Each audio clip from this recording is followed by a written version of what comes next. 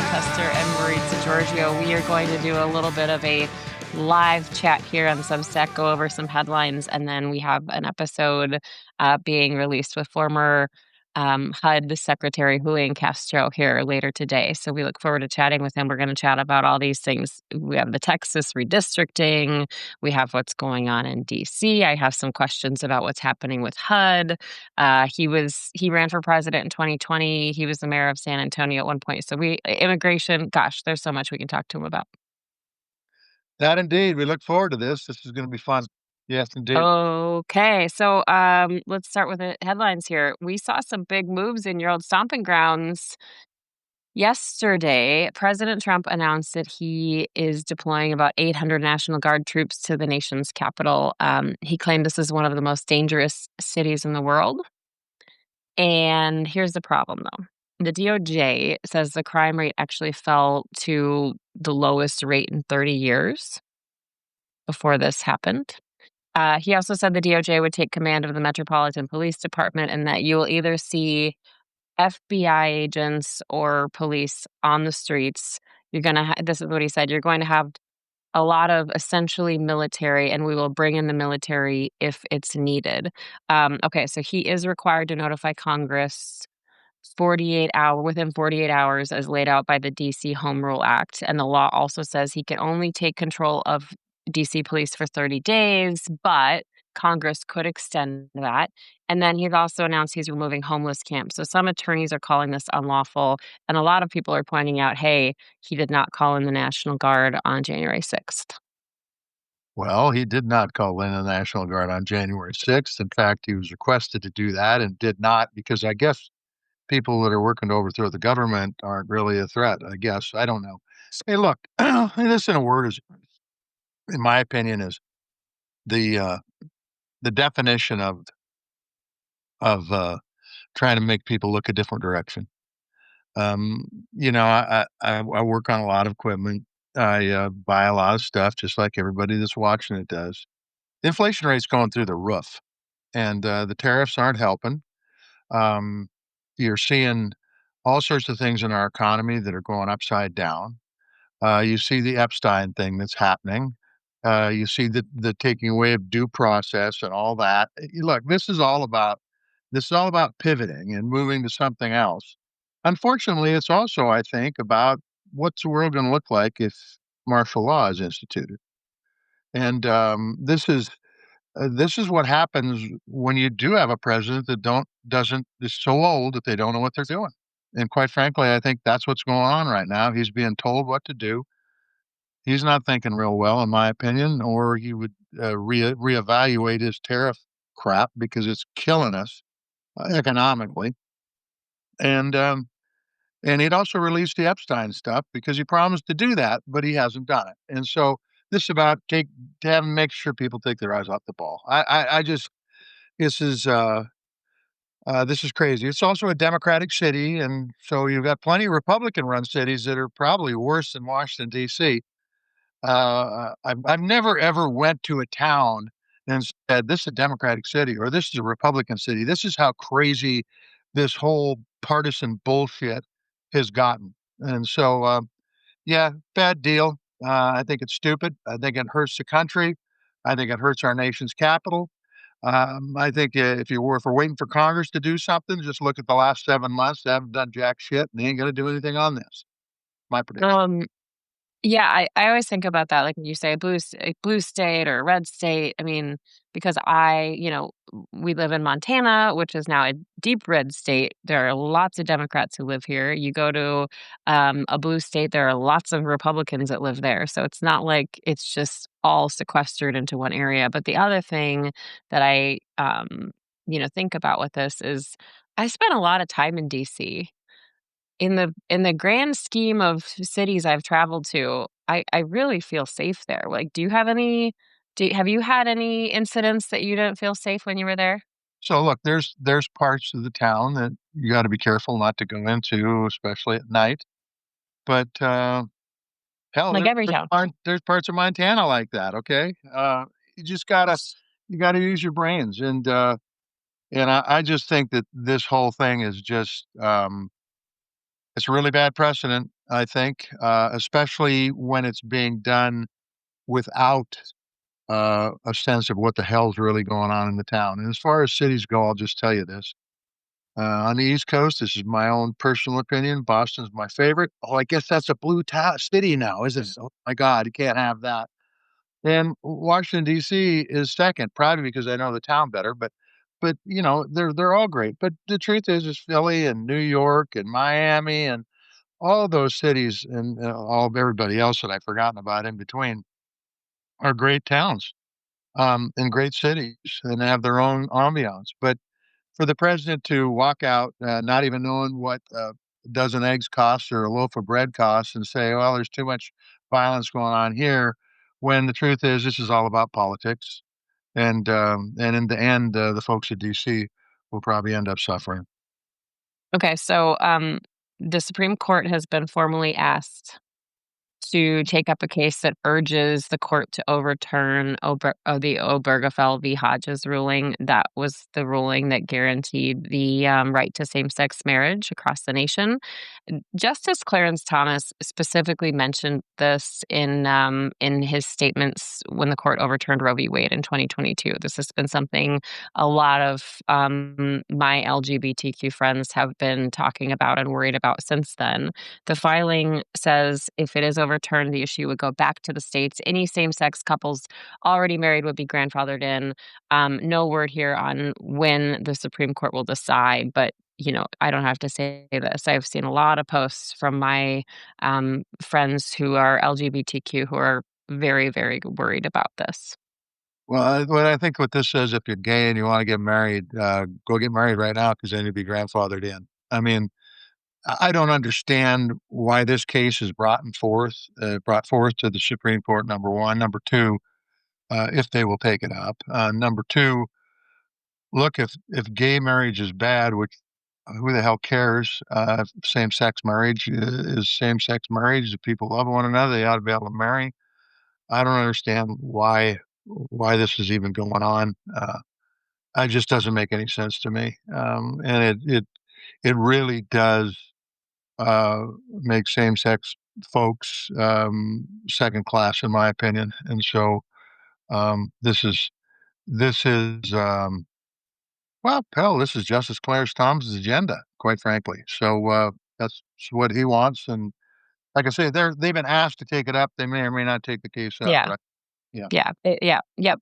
And we'll see what happens here. But I remember this, during the 2016 election cycle, I remember how many people did we hear say, "This is the law of the land," when asked about Roe v. Wade. It's a law of the land. It's a law of the land. It's already been decided. Yep. And now everything is just kind of, we don't hear that very much anymore because things have been overturned. Yep. Okay, big meeting coming up this week in Alaska with President Donald Trump, Russian President Vladimir Putin. Trump said on Friday that there will be a swapping of territories and a ceasefire deal. Ukrainian President Volodymyr Zelensky said, no way. Ukrainians will not give their land to the occupier. We have other leaders of countries across the world saying Zelensky should be at this meeting, kind of really taking backseat, though, to all this news coming out of D.C.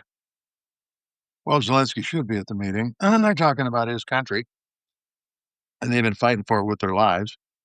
We have seen Putin delay so he could bomb the shit out of them since Trump got into office. We've seen us pull back resources for Ukraine, somebody who's fighting for their democracy, somebody who is occupied by a dictatorial president. Look, I don't know what's going to come out of this thing with Putin, but I'll be surprised if anything changes. I think they're going to still continue to bomb, and the president's probably going to say, "Well, I tried, but it's Ukraine's fault." Well, in fact, Ukraine did nothing wrong here. This is Russia's fault, and Russia needs to be held accountable, and that's where we're at. All right, a lot of people, especially women I know, talking about this one. There's a new clip out. It was amplified and shared by Defense Secretary Pete Hegseth. Basically, CNN did this whole story about kind of the the religious movement happening across the country, and they went to Idaho. And the story features pastors saying that women shouldn't be able to vote.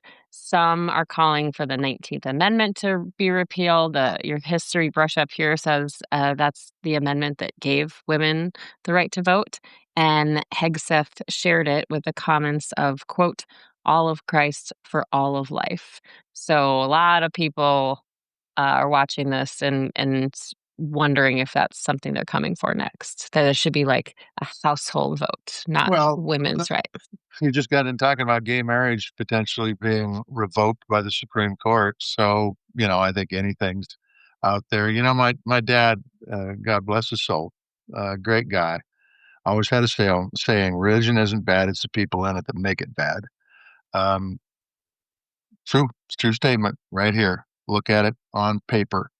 The fact that these folks are trying to devalue women, which you can say anything you want, say, no, no, that's not it. Bullshit. That's what you're trying to do. Just goes contrary to everything that normal people believe in. Let's just put it that way. Yeah, All, by the way, all in the name of religion. Yeah. It's a beautiful thing. eliminate. Yeah, I know. I think everyone needs to go back and watch Mary Poppins and watch the suffragette movement there. All of the women rallying for the right of vote, or I got Maritza, I disagree. I think I got a better idea. Maybe you ought to start by reading the goddamn Constitution. Okay? oh, That'd that be would have nice. been better. That'd be That nice. would be And then Mary better. Poppins right after that. Then Mary Poppins. All right. Then Mary Poppins. Yeah, I just can't even believe we're talking about this. So, here we are. And then the other thing, this happened last week, but we really need to talk about it. And we're actually working on an episode specifically about this. Health Secretary Robert F. Kennedy Jr. cut funding for mRNA vaccine research to the tune of $500 million. Okay, so the former Surgeon General during Trump 1.0, Jerome Adams, came out right away. He said it's short sighted. It puts us at a disadvantage globally. RFK said this is because the mRNA vaccines didn't protect effectively against COVID-19. He said they're unsafe, all contradicted, by the way, by scientific studies, peer-reviewed scientific studies. But also, these mRNA vaccines are not just about COVID. And there has been, I mean, I remember when I was covering COVID extensively, that's all I covered. And then the vaccines came out, and everybody was so excited to go get their vaccine so we could get back to normal.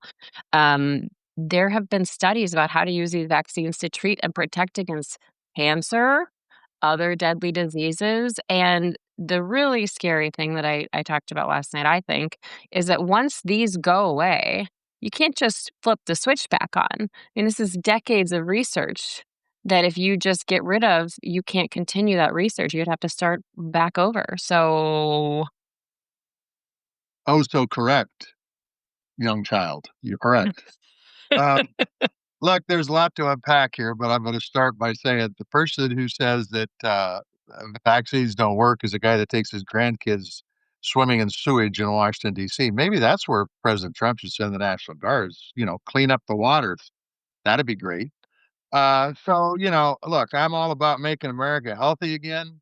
Maha. I think that'd be great to do, but this ain't doing it. When I was in the Senate, I talked to an individual. I'll save him that. But he said, the United States doesn't lead the world in a lot of things, but what they do lead the world in is research. And this Make America Great Again movement now it wants to take that away and give that to China because that's exactly where it's going to go. And then we will be dependent on those guys, the same people that Trump put the tariffs on to hold them accountable. This doesn't make any sense at any level. And it's what happens when you have a lunatic, the Department of Health and Human Services. And I mean that absolutely unequivocally. I wouldn't hire RFK to come out and pull weeds in my field. There's no way in hell that he should be Health and Human Services Secretary because he doesn't have a clue about what the fuck is going on. would you let me come pull weeds in your field? Yeah, absolutely. I think, in fact, he should. That's good. Hey, George is on our Substack here, and he says if you look at the political trouble brewing for 2026, women are looking strong and scaring MAGA minions. Is that part of what's at play here? Well, maybe I hope it is that shallow, but I think it's also a belief that women are second-class citizens, quite frankly. I think it's both. Probably driven by the latter, but the former also has impacts. I I think he's guess right, though. economic. I think it's a good thing to think of. I mean, these guys are changing the rules on gerrymandering, which sucks anyway, which we'll get into Secretary Castro here in a bit. Yeah, and the other thing too that I think we should kind of discuss here is that,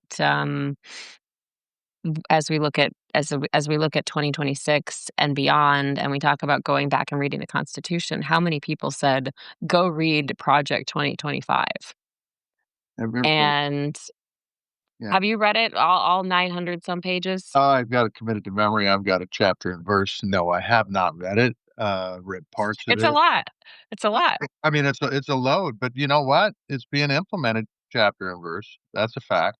And just go down the line. And people are getting so desensitized that they aren't even understanding, or they're not even caring, I guess, really what's going on. As the lady who was not on Putin's good side, who I got to know through my work with the University of Chicago, said, "This is no time to be complacent. No time to sit on your hands. This is a time where people need to speak up and make sure their opinions are heard for as long as we have an amendment that says we have freedom of speech." Nancy is commenting that pulling weeds builds a work ethic for kids. I agree, Nancy. Yeah, and I since agree. you're still a child at heart, you could go do that. It would do. Yeah, absolutely. Okay, last headline before we hop off here. So the vice president, JD Vance, has been on a lot of vacations. A lot of people are looking at these vacations, but most recently he went on an Ohio river trip to celebrate his birthday. And apparently, the security detail had the water level raised to allow that kayaking trip.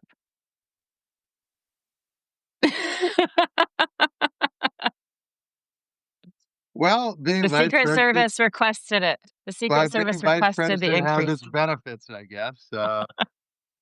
Yeah, thank God he didn't get hurt because of the hot water or the people in Ohio Water District or whatever the name I of it. mean, And then most people if the water levels are too low, maybe you go to a different river or you make a yeah, different plan. that would probably be a good idea. But remember, he's from Ohio, so it's probably why he wanted to be in Ohio. You know. Oh, yeah, But that's right. there's some pretty vicious whitewater rafting in the West, and is he out here? Is he supposed to be out here pretty quick, raising a bunch of money for the Republicans down in Big Oh, Sky, he just was. He just which was. isn't really Montana, but it's a short drive to Montana. What's that? He just was here, yeah. It is You're just like Montana. here? Big Sky's Montana. Well, you mean like in the cultural Yes, reference? Nicole. Okay. So we are going to pivot a little bit from the headlines and into our conversation with former HUD Secretary Julian Castro. And really, we wanted to have him on to talk about what's happening in Texas over redistricting. And we've been talking a little bit about this in our last couple of episodes. But here's kind of the background. So there's this proposed release in Texas for a redistricting map. Redistricting is what helps, what draws the boundaries for our congressional House districts in states. So in Montana, up until just a couple years ago, we only had one district, so we didn't have to deal with this. And then we regained a district because of the census. And so there was a whole committee that redrew the map so that we had two districts, right? But Montana has two. These other states have a lot more than that. So there's this whole process called redistricting where they draw the maps, and there are all kinds of rules around how they draw them. And they're usually done after the census, usually about every 10 years. That's not what's happening now in Texas. So this is to try to accomplish the president's goal of adding more Republican seats in Congress, and this is a year before the 2026 midterms. Texas Governor Greg Abbott he said that they're doing this because the DOJ says four current districts that lean left are unconstitutional. And the Cook Political Report already released early analysis that shows this proposed map could help the GOP win 30 districts in Texas. This is just the first map proposal. It doesn't mean it's final. And what has happened is, in order to vote, In Texas, there needs to be a quorum, and we'll get into that in a second. But these several House Democrats in Texas said, "No, we're out of here," and they've left the state. So we are going to dig into this further, and that's why we want to pivot now to our conversation with former Housing and Urban Development Secretary Julian Castro, and welcome him to the show.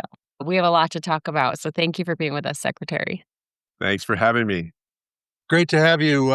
Great to have you take some time out of what I know is busy days and visit with Maritza, and I'll pitch in a few things here and there. He'll do a lot. So I want to start with what's happening in Texas. There's so much to talk about, right? We'll get to what's happening in DC right now, and we'll get to immigration. But I want to do a little bit of kind of basic civics teaching here, and go back a little bit, because I don't think every single person on the street knows what a quorum is, and I don't think every single person on the street understands this whole redistricting battle that we're seeing play out in Texas. So I want to kind of go back a little bit, explain it. So let's just start there. A quorum is the minimum number of members needed to make an official proceeding valid. In Texas, it's required that you have a 2/3 quorum for voting. So about a week ago, maybe a little bit longer, Texas House Democrats um, basically said, "Hey, we are going to leave. We are not going to participate because of this effort to redraw the lines in the middle of a decade for Texas House districts." Do I have all that right? Is that right? That's right. Okay. Yeah. Uh, So where are we today? well, you summed it up very well. So basically, redistricting, which is assigning the districts, in this case, that United States congressional representatives will run in, is done by the state legislature in each state. And it's traditionally supposed to be done after the census comes out, except that twice now in Texas, first in 2003 and then now in the last couple of weeks, Republicans have tried to jam through mid-decade redistricting, and Democrats left the state uh, to break quorum, to deny them the opportunity to scramble these districts in a way that would end up producing 5 more Republican held seats. This is an effort by Democrats basically to stop a move that would take away representation from a lot of communities in Texas. The maps that they draw here, y'all, are just crazy. They're drawing these maps that stretch, hundreds of miles in some cases, to connect areas that are very conservative, just to piece together as many Republican seats as they can. In the process, I wouldn't say in the background, one of the main um, side effects of this is that it also takes away black and brown representation. 95% of the growth in the state of Texas between 2010 and 2020 was in a Hispanic and African American community, and Asian American community. Um, but at the same time, that hasn't been matched at all by the representation in the state. So there's a lot at play here, not only in the state of Texas, but also I think this is Donald Trump's way of avoiding accountability in 2027 and beyond. He wants Yeah. to make sure that there's not a democratically controlled House of Representatives in Washington. So they can't investigate him, they can't hold him accountable for his corruption, all of those things. Um, and, uh, that's why he asked Texas Governor Greg Abbott to do this mid-decade redistricting. So I'm up here in Montana. I don't know Texas. Okay, and that's probably a good thing, by the way. Is this really number one? Is this going to happen regardless of the Democrats stay away or not? That's number one. Can they stay away forever? That's the first question. And the second question is, it would appear to me that if you try to make 5 of these districts more Republican, it's going to thin out the majority margin much more. So it comes with risk. And if people say, you know what, I don't like what's going on immigration. I wanted a secure border, but what's being done here is insane. Or if they say, the tariff stuff, it ain't working for me, and I don't know anybody else that it's working for, and it certainly isn't putting pressure on China. In fact, it's making China more powerful worldwide economically. Or if they say, the Epstein stuff, the president promised he was going to release it, and then he didn't. Is there a possibility this could backfire? Oh, there's absolutely a possibility that could backfire. I mean, let's just take a look at what happened in the last midterm of the Trump era. In 2018, Democrats in Texas picked up 2 congressional seats. Those congressional seats, which were won by Lizzie Fletcher and Colin Allred, were in the suburbs of Houston and of Dallas. Democrats within the state picked up 2 state Senate seats and 12 state House seats. So there's a history here in Texas of especially suburban communities, places that had been red. Let's say, Senator, basically like country club or business Republicans. Now, admittedly, there are less and less of those, it seems like, in the Republican Party these days. Sure. However, Yeah. For damn like, good reason. For damn yeah, good I reason. mean, of course, yeah, but you saw a shift during those years that really has never gone back to the way it was before. So, yes, there's absolutely risk that they could draw these districts counting on the votes of people who are sliding away from them, including overconfidence with the Latino community, with Hispanics in South Texas, because the map they've produced draws Republican districts that include a lot of Hispanics that, yes, in South Texas, more of them trended than before toward Donald Trump and Republicans in especially 2024, but to some extent 2020. But if that changes in 26 and 28, yeah, that's gonna be a terrible map. That's not gonna be the map that Republicans bargained for. So let's go back to the first part of that question then. Can Democrats stop this from happening, or is it just a matter of time? Very tough to completely stop it from happening. If history is any guide, it's more likely to get delayed than defeated.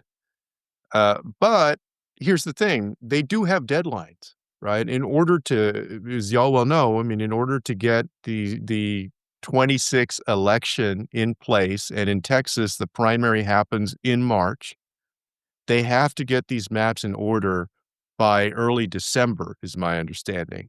So if it were pushed, if Democrats could hold out, uh, for a few Uh, months somehow, Another, which another is tough. 5 months. Yeah, I mean, that's basically almost 4 months away still, but let's say they could get there to early December. Yes, it's possible that they could create a real headache that would make it difficult for Republicans to actually have the 26th primary on time. I say that, but also some folks may remember that in 2012 Republicans actually ended up delaying the primary, because of back and forth, I think, then with redistricting after that census, and one of the byproducts of that year was that Ted Cruz had more time in the primary to, defeat David Dewhurst, who was then, I believe, the sitting lieutenant governor. All of that is to say that Republicans have also broken through deadlines before when it comes to putting on elections here in Texas in the recent past.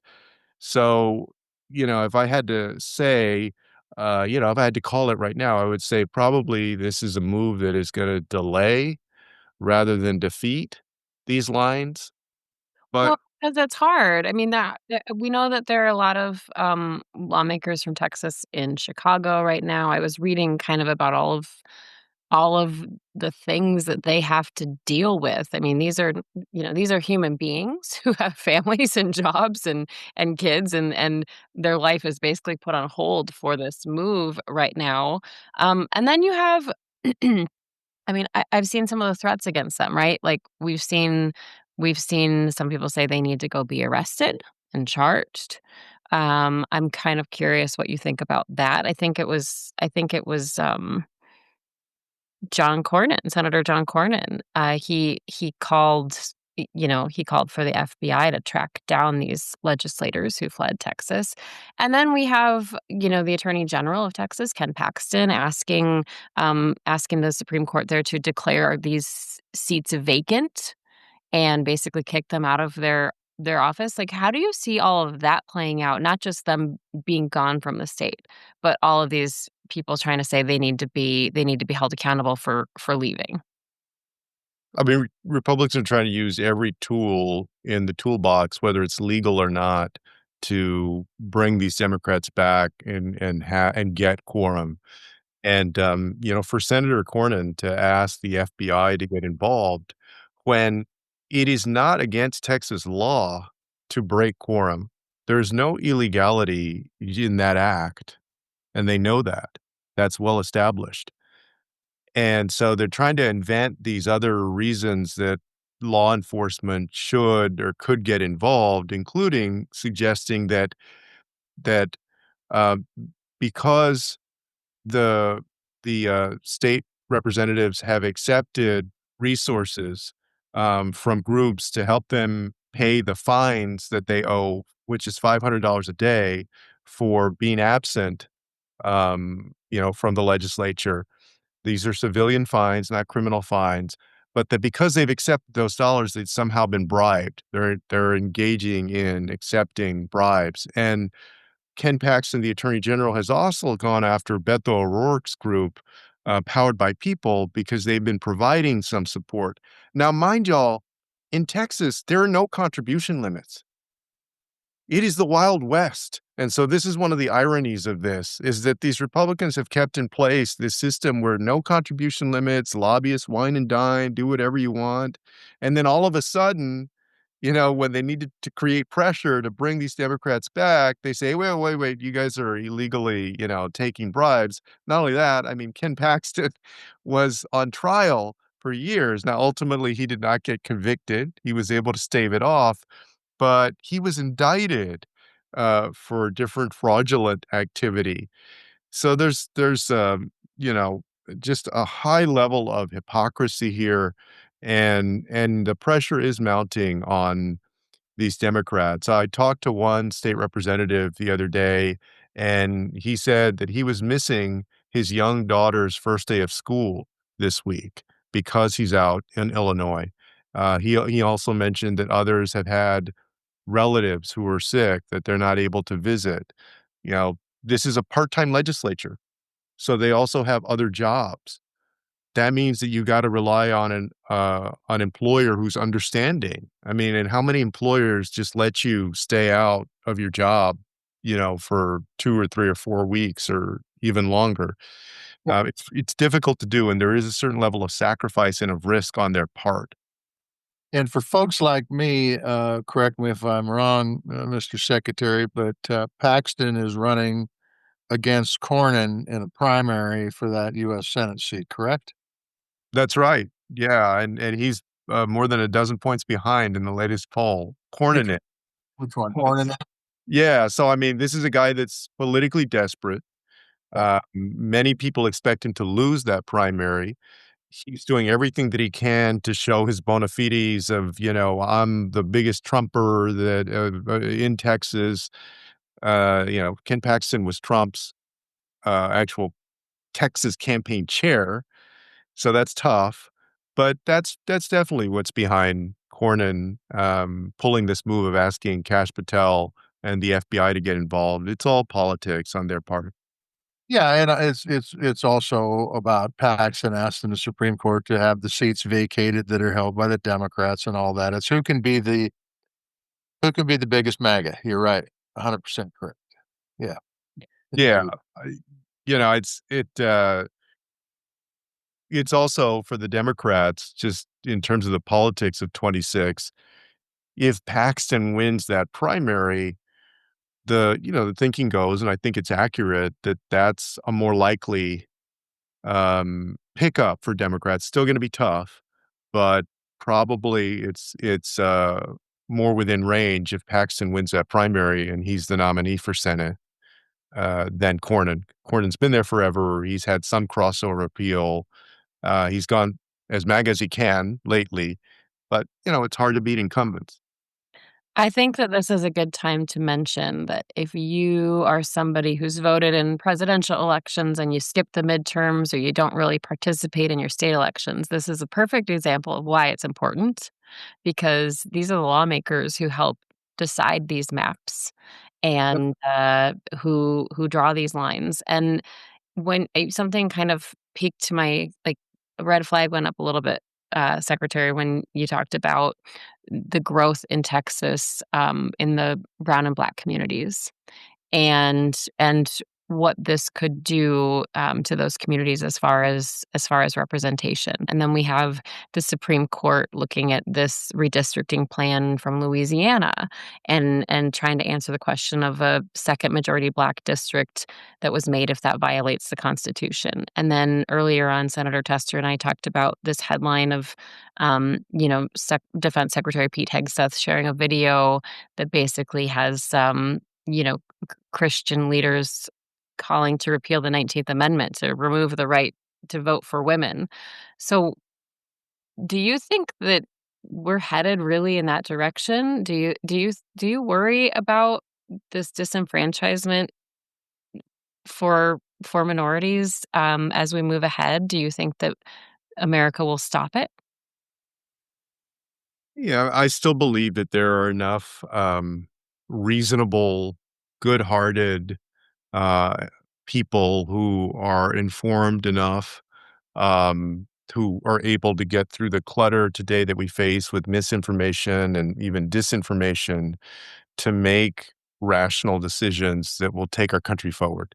I think, in our country, everybody knows, we're nowhere had been nowhere near perfect, but there's no question that we made so much progress. I think one of the best um, speeches that I ever heard Barack Obama make was at the 50th anniversary, the commemoration of the march across the Edmund Pettus Bridge in Selma. And several of us in the cabinet were there that day to watch it, and there were a lot of people there. And he talked about the fact that we still have a lot of progress to make, but that we should be proud of the progress that we have made. And it's that progress toward equality um, that Trump is just completely determined to roll back. And people like Pete Hegseth and sharing that video where you have these folks openly talking about that they believe women should not be able to vote, that they're against the 19th Amendment. I mean, it's ridiculous. And yes, I think that side, especially a certain crowd within that side, is trying to take us completely backward, but I don't think that they're gonna succeed. I actually believe that 2026 is gonna be a tsunami against Republicans, that it's gonna mirror 2018, that this has been a slower build than we saw in 2017 and 2018 when like 1,000,000 people get out in March and people are protesting at the airports and so forth. But there's a lot of quiet indignity out there and a recognition that this is not who we should be. And I believe that if everybody does their work and informs people and organizes between now and then, that people are going to show up and push back against this and at least create a check in that system and more accountability and take us in the right direction on these issues. I will agree with you, and I think the statement that you said everybody has to do their work is really, really important, especially the folks who are serving in Congress on the Democratic side of the aisle. The truth is that I don't need to tell you this, your brother's in Congress, and this doesn't mean to say anything bad about your brother because we love him as much as you. In fact, we probably get you mixed up once in a while. But the truth is that Democrats have to come up and really be for a set of principles and policies that regular folks can say, you know what? That's what I am right there. I'm part of that group. I'm not part of this group that wants to take away due process and take away voting rights and all this other crap um that's going on. And there's a lot of other crap going on, as you well know. But you're exactly right. If people do their work, then this has a chance to be an election of accountability. And I think that's really important. So And Good before point. we move on, I do have one more question about this because we see like Gavin Newsom, California Governor Gavin Newsom, has been very vocal in response to this whole redistricting plan in Texas. And he has been threatening to do the same in California. And he's kind of playing this game of chicken. He put out a post that sounded very Trump-esque in all caps. And I think he even said, "Thank you for your attention to this matter" at the end, and basically saying, you can back down on this plan and we won't go forward. But here's the problem. The process looks different in other states. And The Atlantic had an article out this weekend that basically says the process is longer and harder in states like California and New York because of rules put in place designed to prevent this specific thing. So, is this threat, does it have teeth? Does this threat have teeth? Could it actually impact 2026, or is it going to take a lot longer if Democrats say, "All right, we're going to do the same"? I mean, yes, that threat can have teeth. I mean, they are moving forward in California with, um, I believe, a ballot initiative that would move from their commission style of redistricting under the law. By the way, that was put in two parts in 2008 for state legislative districts and 2010 for congressional districts. They'd have to peel that back. Uh, so it can be done. And I think the latest polling that I saw shows that Californians support that, obviously, a very Democratic state. You have others like Governor Hochul in New York talking about perhaps a similar move. I think all of us, though, I think a lot of Democrats feel like, there's sort of a unsettling feeling, right? Because we recognize this is not the direction that we want to go in. This race to the bottom is not something that we think is in the best interests of Americans overall or our democracy in the long term. A lot of Democrats support that, the people pick their politicians. The politicians don't pick their people, which is what happens in this extreme gerrymandering. But a lot of people also see it, I think, as a necessary evil if Republicans in Texas and in a number of other states are going to do this. My hope is that, it won't happen in Texas, but if I had to put odds on it right now, I would say that it probably will. And, if it does, then, I believe that it's legitimate for other states to look at, how they can level the playing field, unfortunately. Yep.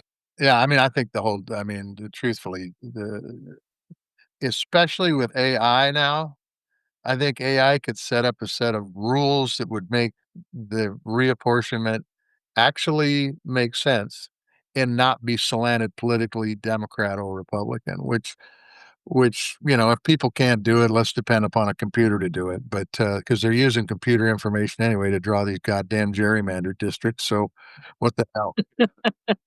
Okay, so I wanna pivot a By little the way, bit. Oh, yeah. I your philosophy is exactly how I feel. I think gerrymandering sucks. But if we're gonna do this bullshit, then we can't let one side do it, not the other side, and all that. But I just don't think it solves the problem. And it's what you said. Constituents pick their elected representatives. Elected representatives don't pick their constituents. It's bass backwards. And so, yeah, thank No doubt, no doubt. Okay, so, Secretary, you're a lawyer, and I know you lived in DC when you were the HUD secretary. I wanna get your thoughts about what we're seeing play out and the legality of what we're seeing play out on Washington, DC, with the National Guard being deployed to basically police the streets there. We have the president kind of threatening actual military police presence, and now, he's saying that he's looking at deploying forces to more cities like New York City, and I predicted this one, Chicago, where your Texas lawmakers are still, residing at this moment. I mean, in a lot of ways, this is, the Trump MO. He creates a big lie, and in this case, the big lie is that DC is out of control. In fact, crime has dropped in Washington, DC over the last couple of years precipitously. It's dropped a lot. And but he's making it seem like there's some huge emergency that requires him or justifies him invoking federal law that allows, uh, the president the federal government, to take control of the District of Columbia. Now, in 30 days, it requires also that Congress then authorizes him to do it. But for now, he's exercising control that he has under the law, but he's doing it based on another big lie. And a lot of people fear that this is just the beginning of, like you say, doing this where he actually doesn't have the same authority in a place like Chicago, New York, LA. We saw what they did in LA, right, on immigration, over enforcement. I think fewer and fewer people these days doubt that this guy is an authoritarian, that he wants to control everything, and that this is one more expression of that. I'll just say also as a mayor, I served as mayor of my hometown of San Antonio for 5 years. It makes it impossible really for the local government to do their job well when they really don't have control over one of the most basic functions of the city, which is keeping people safe. And it creates a problem for those constituents in their relationship with that local government.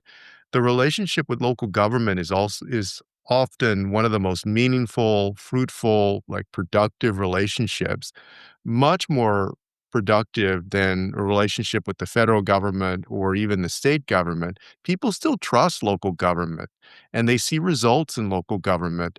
They feel like there's an accountability and a responsibility in local government.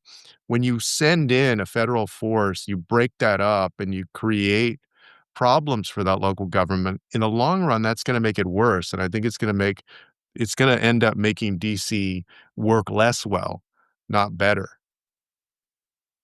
Couldn't agree with you more. And by the way, it used to be, it used to be where you would send people to Washington, D.C. from Texas or Montana or pick a state, Iowa, Florida, and they would look out for their state, not empower DC. And as you said, as you already pointed out, the government closest to the people is the best government. And I believe that after serving in the U.S. Senate. But in the end here, until people that represent you in Washington D.C. to have the ability to tell the president no, oh my God, who would ever think of doing that if you were a U.S. senator in the Republican Party? Tell them no, then this kind of bullshit's going to continue to go on, and like you said, it's not good for government, and it's the federal government walking, I mean, literally walking on the states' rights, local county rights, city rights. If they wanted to do something, if the federal government really wanted to do something, that you could say, Tester, you advocate for this, fix gerrymandering. That'd be something that'd be a good thing to do to walk on states' rights, right? Yeah, no doubt. I mean, it's just crazy to think, right? Like, in the 80s and before them, but really in my lifetime in the 80s, Republicans were all about local control. And Absolutely.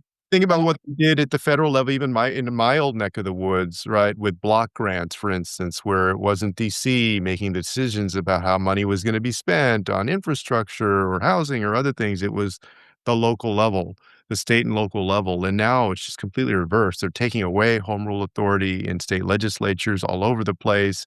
Trump has moved his forces into DC and LA and wants to do it in other places. It's like the world turned upside down. And at some point, y- you know, and I think this is why more and more people are going to leave the Republican Party.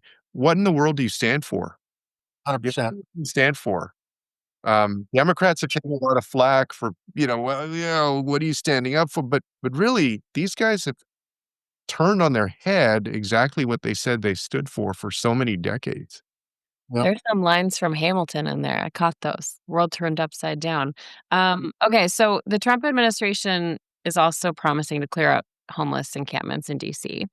And related to that and your work as former HUD secretary, I want to ask you to help us understand more because, we're hearing so much about what's happening in DC, Epstein, tariffs, investigating Barack Obama, but I have not heard a lot about stuff going on within HUD. But when I was researching for this interview, I saw this proposed change to HUD rules that I had not heard anything about yet, and it would put a 2-year limit on low-income rental assistance programs. And NYU research shows that if families were cut off who are on those programs after 2 years, it could mean 1.4 million US households that would actually lose vouchers and public housing subsidies. So I'm wondering how closely you're Oh, go ahead, Senator. Back up and say that again. This isn't 1.4 million people. This No, is 1.4 million houses. household Household. households. So if we're talking about fixing the problem of homelessness, and we're talking about changing programs that could impact 1.4 million households and losing their housing vouchers. I'm wondering how closely you're following that and what we need to know about that. But my follow-up question would be, what else is going on within HUD that we're not hearing about, that we Yeah. need to be paying attention to? Well, yeah, I have no doubt that there's a lot that none of us hear about, right? That they're doing all types of rule changes, things that they're I have no doubt that they're violating, you know, number of laws and procedures in trying to basically cut off housing opportunity, right? When Barack Obama got to office, one of the first things he did was he created something called Opening Doors, which was a blueprint to end homelessness, starting with veteran homelessness. Now, we know that veteran homelessness was not ended during Barack Obama's tenure, but between 2010 and 2016, veteran homelessness was reduced by 47%. And it was reduced by 47% because Washington worked well with state governments, local governments to use best practices, to get more vouchers into the hands of veterans who needed uh, housing, to get more resources into the hands of the VA and HUD to administer that program. And it worked. You cut it almost in half. There was also a plan for family homelessness and chronic homelessness. This goes in the other direction. This is cutting people off after 2 years. And at first blush, somebody might say, well, 2 years, that sounds like a lot of time. If I remember correctly, um, the average length of time was something between 5 and 7 years that people are on housing vouchers. So it takes some time often for people to get back on their feet, but they do. And we've seen this work, for years. And so instead of expanding that opportunity, because there are huge waiting lists for vouchers, in fact, HUD only serves 1 out of every 4 people that need its resources for housing. So there are 3/4 of the people right now that, even before Trump, that don't even get the resource that they're looking for. It's not some, Reagan-esque welfare agency that's just handing out housing vouchers here and there to anybody that wants it. That was never true. The opposite is true.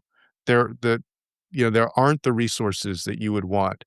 So to cut it down to 2 years, to artificially limit it like that without providing other housing opportunity, and at the same time, to, further this notion that if you're homeless, that you're dangerous or that you're just lazy, that's completely inaccurate.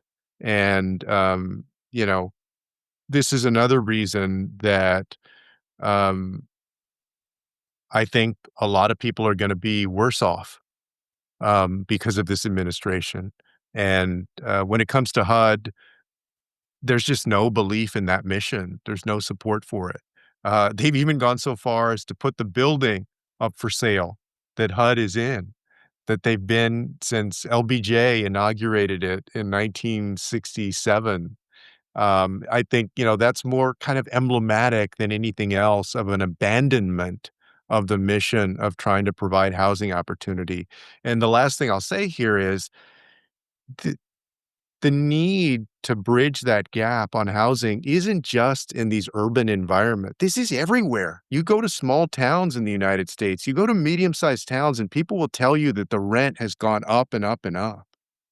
And people of every background, and Republicans and Democrats, and everywhere. I'm sure, Senator, they're in Montana.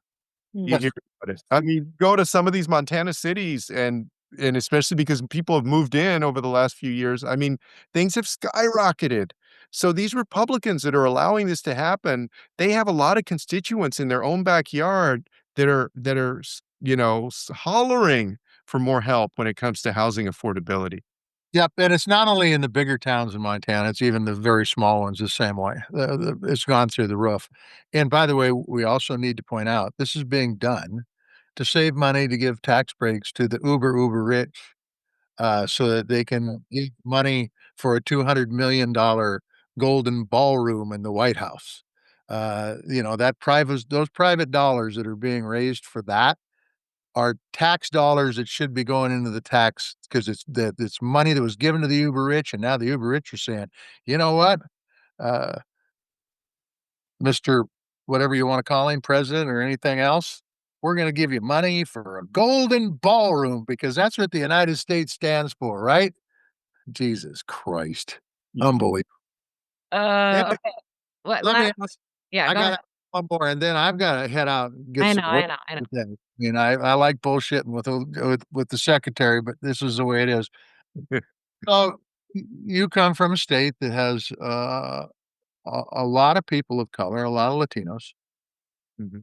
In the last election, and you correct me if I'm wrong on this because I'm pulling it from memory, and my memory is getting worse every day. But the truth is that I think the majority of them voted for Trump. Um, the question is what are the actions that ICE and others are doing? What are you hearing on the ground from folks that you live with? Are they happy with what's going on, or are they not so happy, or are they aghast, or where's it out on the pissed off scale? I think people feel like Trump's gone way overboard, and they keep seeing these stories that come across their feed, of, for instance, the father of 3 Marines that was detained and threatened with deportation and humiliated, or street vendors in Los Angeles that all they're doing to they're selling their roasted corn or, just trying to make a living.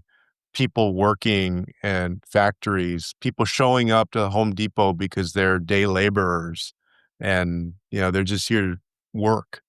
Folks working on farms that have been doing that for years. People that are rooted in their communities that have been here 20, 30 years, that have raised families, that have been law abiding. Yeah, I think that it's getting to people. People are recognizing that this guy, um, what he wants to do is he wants to get rid of a lot of people who absolutely are good people and who have been contributing to the forward progress of the country. And when I talk to folks in the Latino community, and especially, immigrants themselves, a lot of them say, well, they thought that he was just going to go after the criminals, people that had, and by that, people that had committed a crime while they were in the United States. And I feel like telling folks, I mean, didn't you realize that this guy was, when he says criminals, he thinks of you because he thinks, well, you came over here illegally, and so you're a criminal. It doesn't matter what you've done since you've been here in his mind and the mind of Stephen Miller and others. But a lot of people didn't take it that way. And now we're finding out that that's exactly what he meant. What he meant was if you're here and you're undocumented, that you're fair game. I think it's turning people off, not just Latinos, but, people of every background, because that's not what a lot of people signed up for. And so I think in 2026 that you're probably going to see a reaction to that. As you know, Senator, I mean, the challenge is, okay, well, how do we get this right? How do you get the policy right where you both manage the border and then also create a pathway to citizenship for dreamers and other people who have been here working hard, and that they go through a process? That's something that absolutely we still need to work toward as a country. And my hope is that when this guy is out of the Oval Office and we have more sanity, hopefully, and a Republican and a Democratic Party that can work on that, that we make progress toward that. Yep.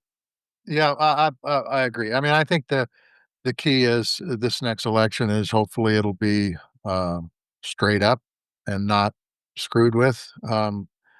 which, by the way, I have some worries about myself. But if people vote, and if people are watching the real news, not the fake news, not the trumped up stories that are made up to be able to justify actions, I think they will see that this country isn't being made great. In fact, just the opposite.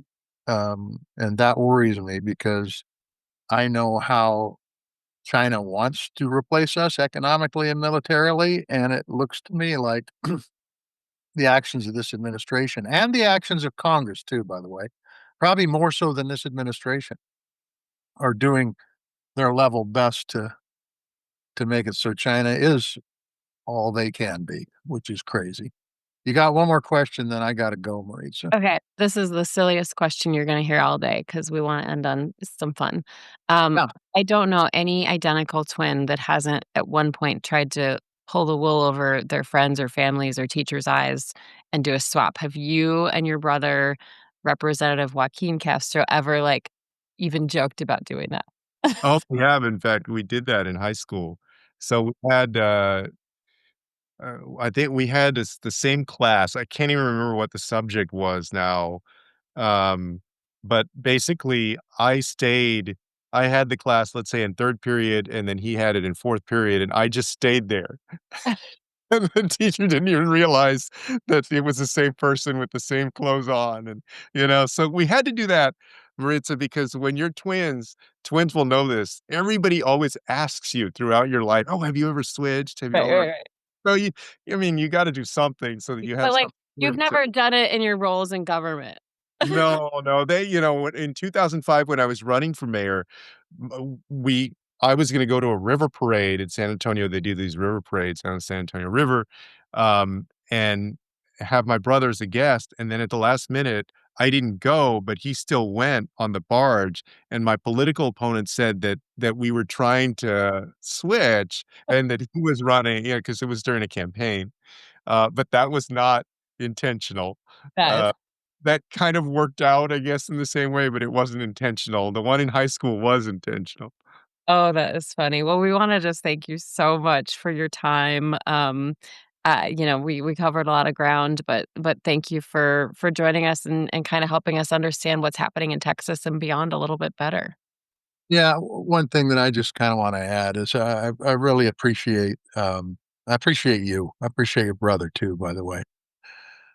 You guys stepped up for public service at a young age, and it's cost you a lot. I know for a fact it's cost you a lot, but you continue to do it, and you continue to make the world a better place for everybody. And the fact that you still have a number of years ahead of you, I hope that you're able to stay involved as well as others. But I think you set a fine example for young people to get involved in public service, get involved in electoral politics, get involved to make your community and your state and the country a better place. And so thanks for all your good work.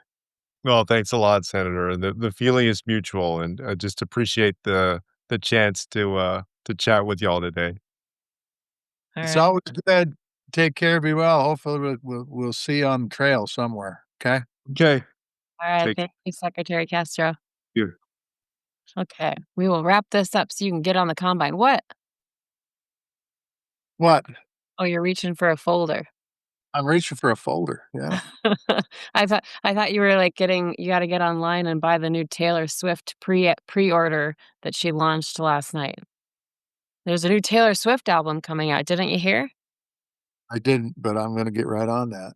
You better get on that. Okay, let's talk about your hat, and then we'll get you out on in the field. Oh, boy. The Pronounce that name, Bogenstrom Company? Hagenstrom's. Yep, it's a small business in Great Falls, Montana that specializes in concrete work. They pour everything from septic tanks to God, I can't even go down the list to concrete blocks to everything. But here's why this hat's important. Okay, this hat's important because it's hard damn work, and it's a small business, and we always appreciate small locally owned businesses, but the work they do is hard. I mean, backbreakingly hard. So when I was just a little kid and my middle brother was a wrestler, we went to a wrestling meet in Great Falls, and there was this guy that wrestled heavyweight, either for Great Falls High or Great Falls Central. His name was Jim Dow. And Jim Dow literally was built like a tank. And he would go out there and literally pick these people up and pin them. I mean, just the damnedest thing you ever seen. And it was, as a kid, 11, 12, 13-year-old kid, I was going, holy shit, how does that guy do that? He did it by working his summers at Fagenstrom's, packing concrete bags around and sandbags and moving gravel and all that crap. So, nothing wrong with a little bit of hard work.